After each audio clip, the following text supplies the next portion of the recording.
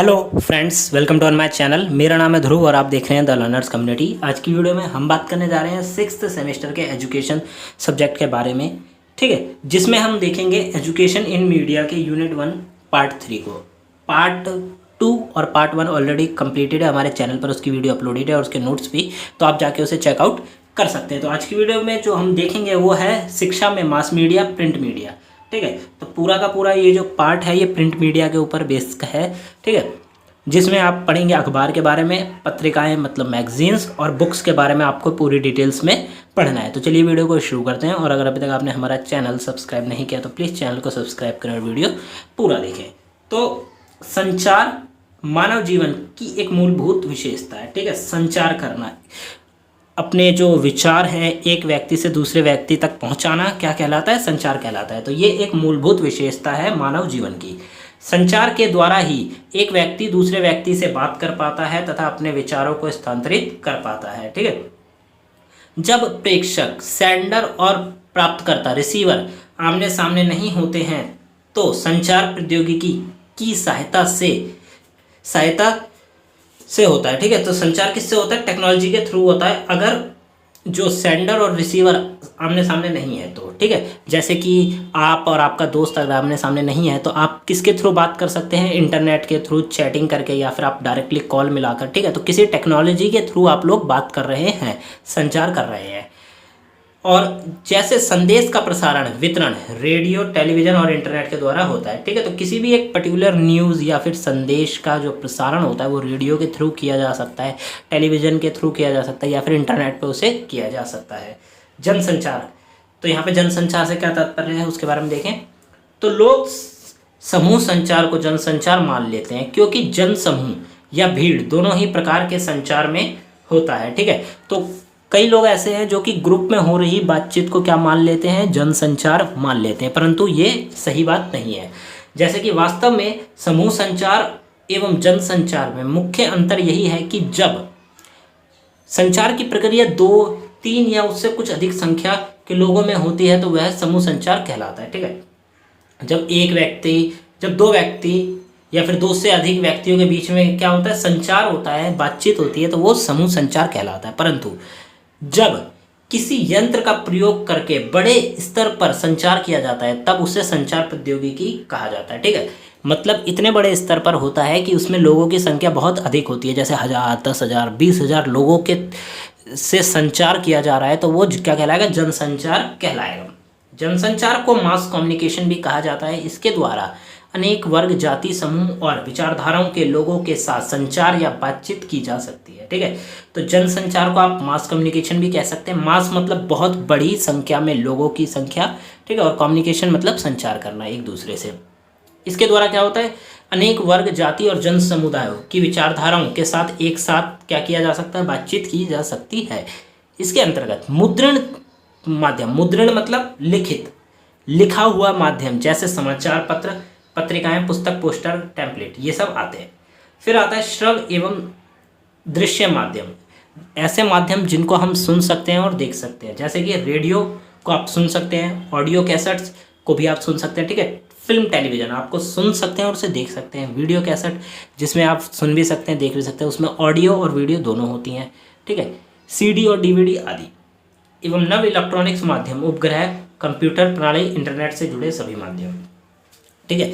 तो नव इलेक्ट्रॉनिक्स में क्या आते हैं? न्यू टेक्नोलॉजी के प्रोडक्ट्स, जैसे कि उपग्रह, सैटेलाइट्स हो गए, कंप्यूटर प्रणाली हो गई, या फिर इंटरनेट के थ्रू जितने भी चीज़ें होती हैं, ठीक है, वो नव इलेक्ट्रॉनिक्स माध्यम में आते हैं। मास मीडिया में दर्शकों की 3 मुख्य विशेषताएं होती हैं, ठीक है। तो मास मीडिया में दर्शकों की 3 मुख्य विशेषताएं बताई गई हैं, जैसे बड़ा आकार, विविध आकार और भौगोलिक रूप से बिखरे हुए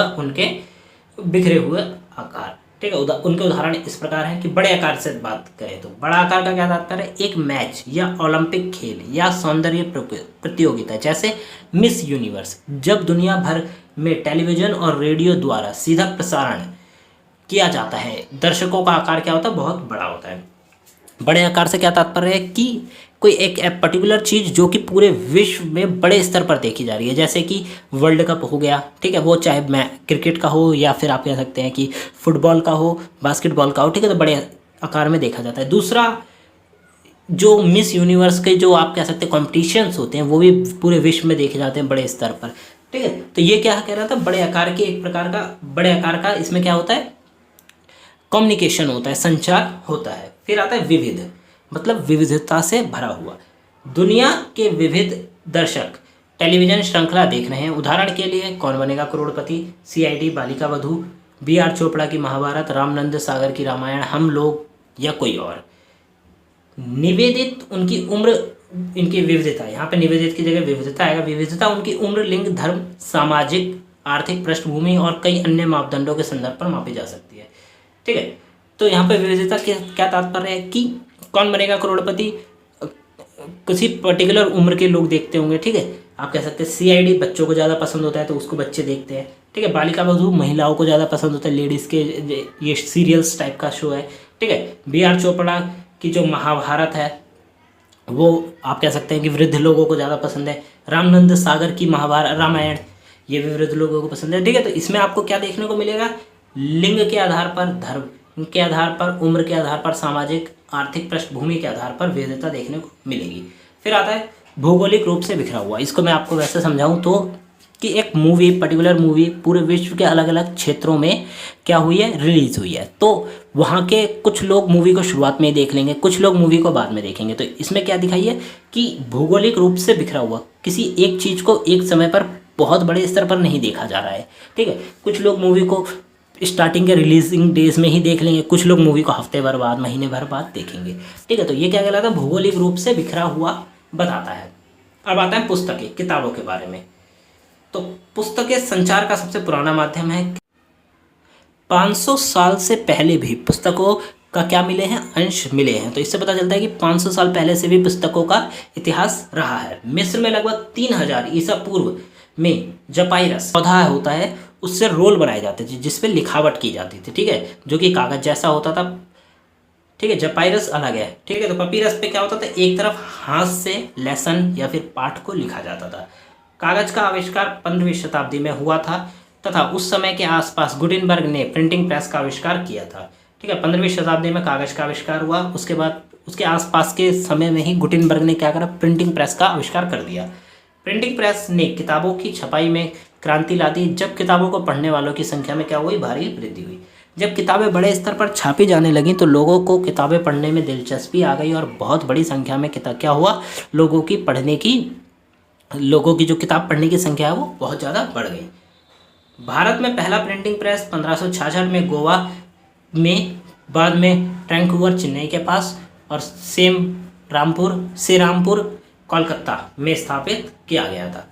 अब जो बुक्स आती हैं इस समय वर्तमान में वो कई सारे आप कह सकते हैं जनरेडियोस पे आती है, जो कि इस प्रकार है: धर्म, विज्ञान, इतिहास, राजनीतिक विचार, नैतिकता, सामाजिक चेतना, उपन्यास, फिक्शन, नॉन फिक्शन, रोमांटिक कहानियों की किताबें, कॉमिक किताबें, स्कूल की पाठ्यपुस्तक, कॉलेज, उच्च शिक्षा के लिए किताबें, जैसे विभिन्न विषयों पर पुस्तकें प्रकाशित की जाती हैं, ठीक है। तो ये जितने भी जेनेरियो हैं इन सब पे आपको बुक्स देखने को मिलेंगी। आप धर्म की बात करें तो आपको रामायण, महाभारत, भागवत गीता, ठीक है, बहुत और प्रकार के जो आप कह सकते हैं कुरान, ठीक है, बाइबल, ये सब किस में आते हैं, धर्म के अंतर्गत आती हैं ये सारी किताबें। वहीं विज्ञान की बात करें तो विज्ञान से रिलेटेड, इतिहास की बात करें तो इतिहास के बारे में बताने वाली पुस्तकें आती है। भारत में पुस्तकों का पेपर पैक 1940 के दशक में जैको पब्लिशिंग हाउस द्वारा पेश किया गया था। राष्ट्रीय शैक्षिक अनुसंधान और प्रशिक्षण केंद्र एनसीईआरटी की बुक्स भी आती हैं जो कि नेशनल लेवल पे पढ़ाई जाती हैं, ठीक है। और राज्य शैक्षिक अनुसंधान और प्रशिक्षण परिषद एससीईआरटी, ठीक है, जो कि राज्य के स्तर पर पढ़ाई जाती हैं। फिर आती है पुस्तकों की भूमिका क्या है। ऐतिहासिक समय में अधिक से अधिक लोगों ने पुस्तकों को पढ़ना सीखा। तो ऐतिहासिक समय में, पुराने समय में अधिक से अधिक लोगों ने पुस्तकों को पढ़ना सीखा, उनको समझना सीखा। तो इसने क्या करा, लोगों के सोचने की शक्ति में एक महत्वपूर्ण बदलाव लाया और इन परिवर्तनों ने विज्ञान और लोकतंत्र के विचारों में भी विकास की एक महत्वपूर्ण भूमिका निभाई, ठीक है। जिन लोगों ने भी किताबों को पढ़ने पर अधिक ध्यान दिया उनके सोचने समझने की शक्ति में काफ़ी ज़्यादा विकास हुआ, ठीक है, परिवर्तन आया। और उसके साथ ही उन लोगों ने विज्ञान में भी अपना हाथ बटाया और लोकतंत्र के क्षेत्र में भी, लोकतांत्रिक क्षेत्र में भी बहुत ज़्यादा वृद्धि करने के लिए अपना हाथ बढ़ाया। पुस्तकों द्वारा प्रदान किए गए कुछ मुख्य कार्य: मानव मूल्यों का विकास और संवर्धना, एक राष्ट्र की उन्नति के लिए उत्प्रेरक करना, शिक्षा और मूल्य प्रदान करना, एक व्यक्ति के समग्र विकास में सहायता करना। ठीक है, तो पुस्तक के द्वारा ये आप कह सकते हैं एक व्यक्ति के जीवन में इस प्रकार की चीज़ों में बदलाव आ सकता है। ठीक है, मानव मूल्यों का विकास, मानव को पता चल जाता है, चीज़ों के विकास के बारे में पता चल जाता है। ठीक है, मानव का अपना उसको आंतरिक विकास किस प्रकार करना है वो किताबों के थ्रू पढ़ के कर सकता है। ठीक है, एक आता है राष्ट्र की उन्नति के लिए उत्प्रेरित करना, मतलब एक व्यक्ति को अपने देश की उन्नति के लिए क्या करना, उत्साहित करना। शिक्षा और मूल्य प्रदान करना, शिक्षा और मूल्य प्रदान करना, व्यक्तियों को ये बताना कि शिक्षा आपके लिए कितना इंपॉर्टेंट रखता है। ठीक है, और भी कई चीज़ें उनको बताना, और साथ में एक व्यक्ति के समग्र विकास में सहायता करना। फिर आता है आजकल ई बुक्स और ऑडियो बुक्स भी उपलब्ध हैं। ई बुक्स कंप्यूटर या मोबाइल पर पढ़े जाने वाली मुद्रित पुस्तक का इलेक्ट्रॉनिक संस्करण है। अमेजॉन का किंडल बुक का एक महत्वपूर्ण उदाहरण है, क्योंकि अमेजॉन किंडल पर बहुत सारी ई बुक्स अवेलेबल हैं। तो वर्तमान में आप देखेंगे तो आपको ई बुक्स देखने को मिलेंगी, ऑडियो बुक्स देखने को मिलेंगी। ठीक है, और आजकल तो क्या हो रहा है कि कई ऐप्स ऐसे भी हैं जो कि आपको पूरी की पूरी बुक की समरी बताते हैं। ठीक है, आपको मेन पॉइंट्स बताएंगे, समरी बताएंगे। ठीक है, तो इस प्रकार क्या हो रहा है, जो लिखित बुक हो रही है ना, पत्रिकाएं या फिर आप कह सकते हैं लिखित बुक्स जो है, फिजिकल बुक्स, उनका महत्व कम होता जा रहा है। और इस क्षेत्र में अमेजोन का जो किंडल प्रोडक्ट है वो बहुत महत्वपूर्ण भूमिका निभाता है ई बुक्स के क्षेत्र में। क्यों? क्योंकि उस पर मिलियंस ऑफ बुक्स अवेलेबल हैं, आप जाके उस पर पढ़ सकते हैं अगर आप पढ़ना चाहें तो। ठीक है, ई बुक्स के रूप में। फिर आता है समाचार पत्र। हिंदी में प्रचलित समाचार शब्द अंग्रेजी के न्यूज का पर्याय है। न्यूज शब्द चारों दिशाओं, नॉर्थ ईस्ट वेस्ट साउथ के संक्षिप्त रूप है। ठीक है, तो कई लोग ऐसा मानते हैं कि न्यूज जो शब्द है NEWS, ठीक है, वो किससे, चारों दिशाओं के संक्षिप्त रूप से बताता है। जैसे नॉर्थ का N, ईस्ट का E, वेस्ट का W और साउथ का S। ठीक है, तो इससे क्या होता है, न्यूज़ शब्द बना है। सामाजिक प्राणी होने के नाते मनुष्य को अपने आसपास के समाज एवं देश दुनिया की घटनाओं के बारे में जानने के लिए उत्सुकता रहती है। यही जानकारी हम समाचार पत्र के द्वारा प्राप्त करते हैं। ठीक है, तो सामाजिक प्राणी होने के नाते हमें उत्सुकता होती है कि हमारे आसपास के माहौल में क्या हो रहा है, हमारे देश के लोकतांत्रिक व्यवस्था में क्या हो रहा है, विज्ञान के क्षेत्र में क्या हो रहा है। ठीक है, तो ये सब हम जानने के लिए उत्सुक होते हैं। तो ये सब हम किसके थ्रू जानते हैं, समाचार के थ्रू हमें पता चलता है। समाचार परिभाषित करते हुए कहा जाता है कि वह सब कुछ जिससे हम कल तक अज्ञानी थे, जिसके बारे में हमें पता नहीं था, वह हमारे लिए क्या है, समाचार है। ठीक है, तो ऐसी कोई भी चीज़ जो कि हम कल तक उससे अज्ञानी थे, कल तक हमें उसके बारे में पता नहीं था, तो वो हमारे लिए क्या है, समाचार है। फिर आता है 1700 के दशक के अंत और 1800 के दशक की शुरुआत में समाचार पत्र को प्रकाशित करने की लागत बहुत अधिक थी। ठीक है, तो जब 1700 के अंत में और 1800 की शुरुआत में एक समाचार पत्र को बनाने के लिए जो पैसा लगता था वो अधिक लगता था।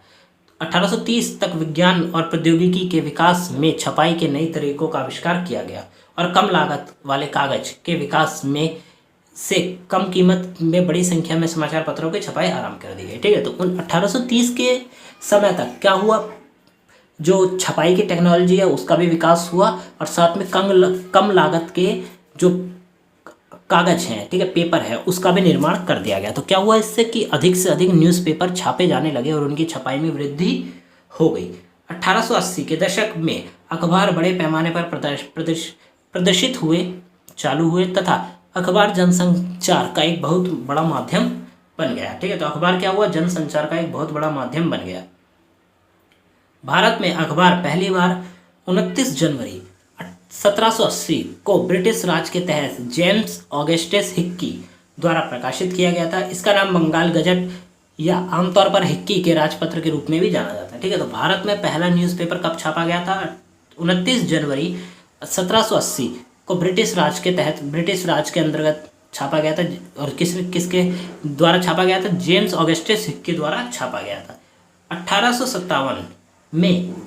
1857 को भारत में पत्रिका के उद्भव का विकास के रूप में जानते हैं। ठीक है, तो 1857 का जो साल था उसको भारत में छपाई के क्षेत्र में क्या कह सकते हैं कि विकास के रूप में या उद्भव के रूप में जाना जाता है।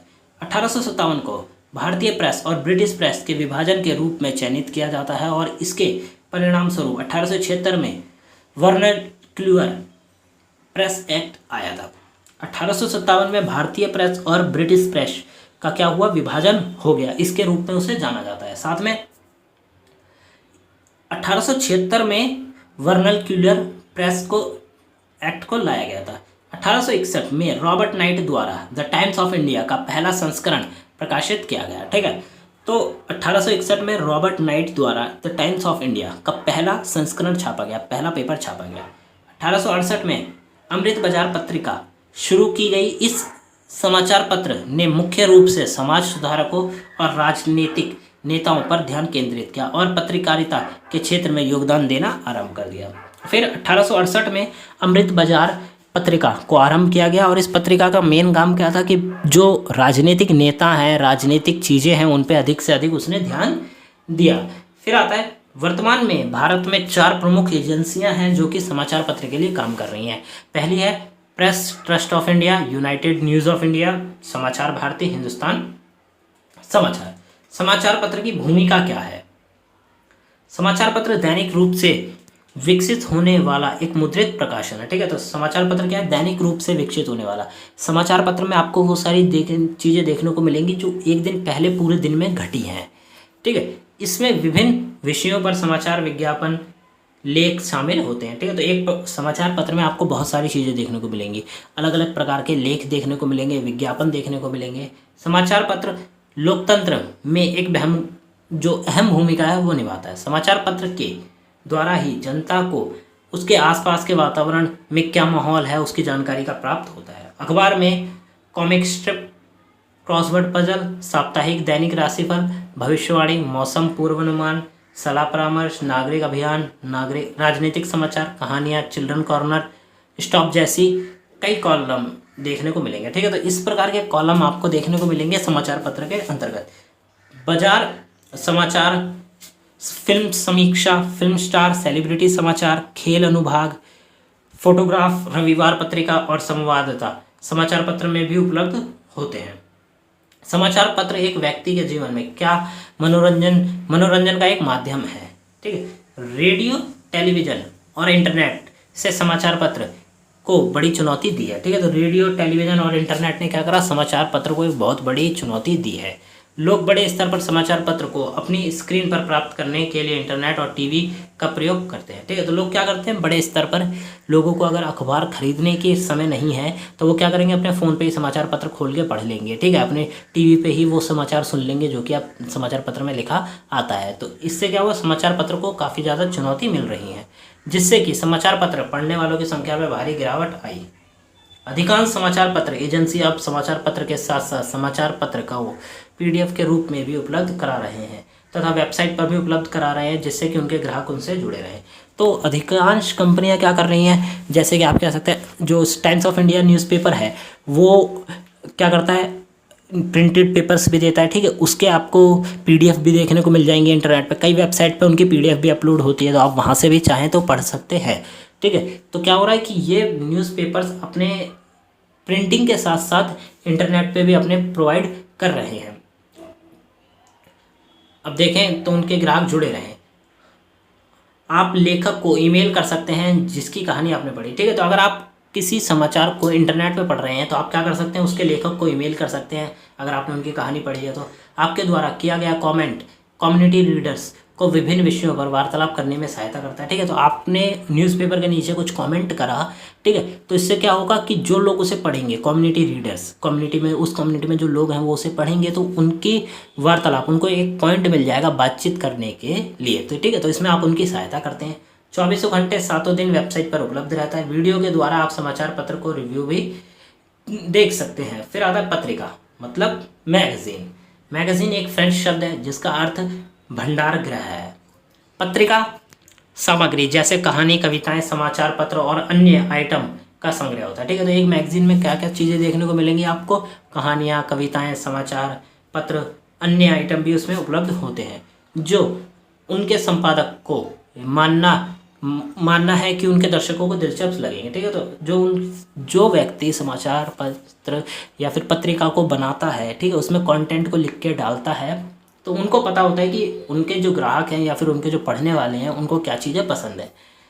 1700 के दशक में पत्रिका बहुत लोकप्रिय हुई। 1731 में अंग्रेज एडवर्ड कोव ने द जेंटलमैन मैगजीन नामक एक पत्रिका निकाली।